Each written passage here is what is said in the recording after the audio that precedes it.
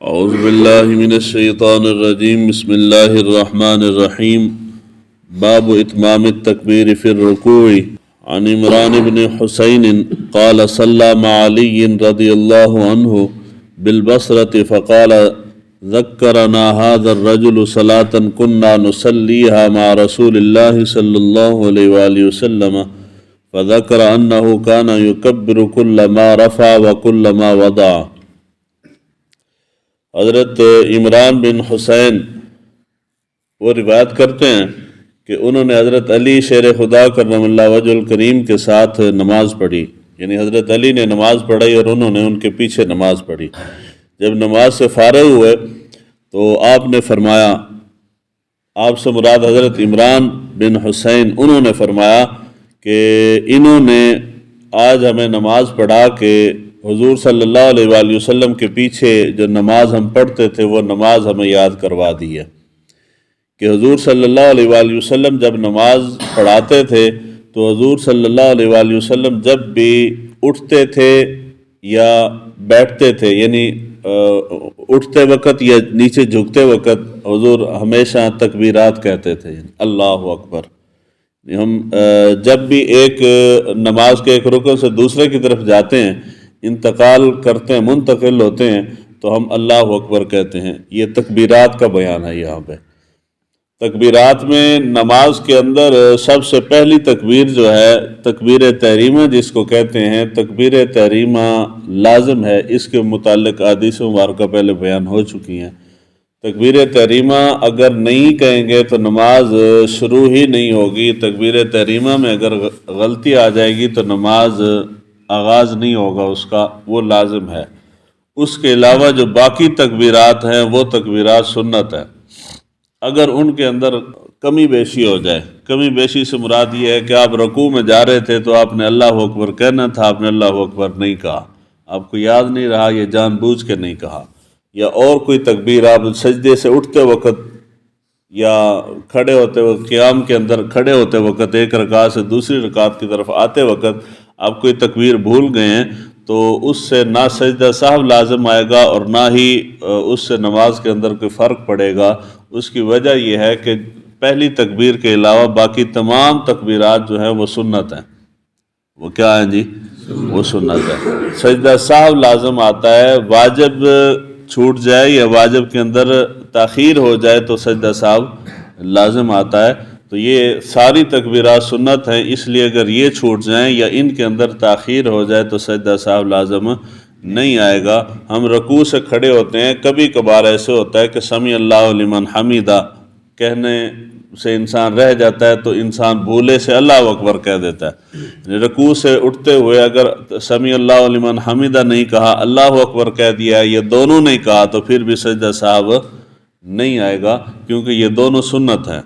تو اس کے متعلق بعض آثار ایسے ہیں کہ جن سے یہ ثابت ہوتا ہے کہ فلاں صحابی رسول جو تھے وہ تکبیرات نہیں کہتے تھے۔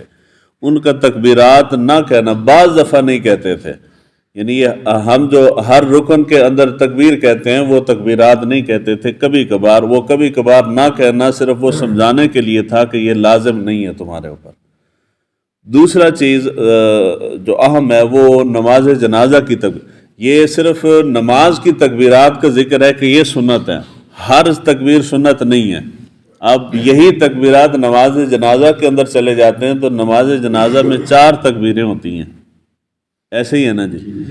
4 تکبیریں ہوتی ہیں پہلی تکبیر کو شامل کر کے۔ وہاں پہ تکبیرات جو ہیں وہ سنت نہیں ہیں، وہ نماز کی شرائط میں سے ہیں۔ اگر وہاں تکبیر رہ جائے گی تو نماز جنازہ نہیں ہوگی۔ رہ جانے سے مراد یہ ہے کہ میں جنازہ پڑھا رہا ہوں، میں نے اللہ اکبر کہا ہے تو آپ نے پیچھے اللہ اکبر نہیں کہا، آپ نے سن کے ہاتھ باندھ لیے ہیں تو آپ کا نماز جنازہ شروع نہیں ہوا، نماز جنازہ شروع نہیں ہوا۔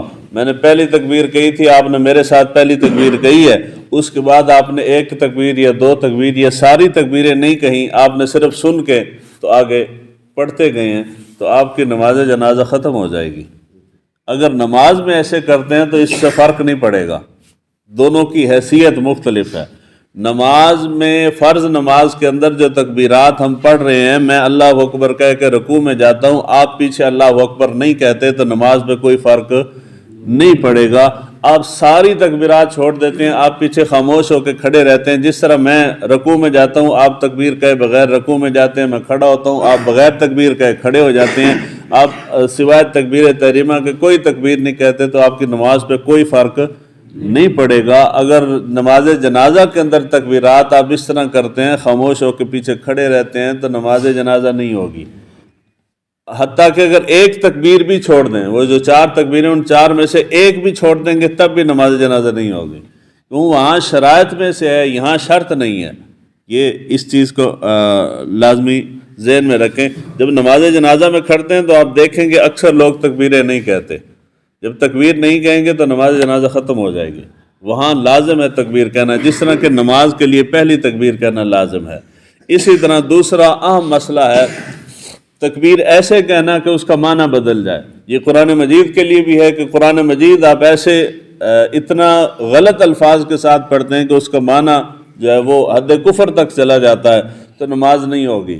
اسی طرح تکبیرات کے اندر ہے، چاہے پڑھانے والا یا پیچھے پڑھنے والا تکبیر ایسے غلط الفاظ کے ساتھ کہتا ہے کہ اس کا معنی تبدیل ہو جائے تو پھر نماز نہیں ہوگی۔ اس کی مثال ہے، 2 ہی غلطیاں ہیں جو عموماً کی جاتی ہیں، خصوصاً گاؤں کے اندر جو لوگ نماز پڑھتے یا پڑھاتے ہیں وہ کرتے ہیں۔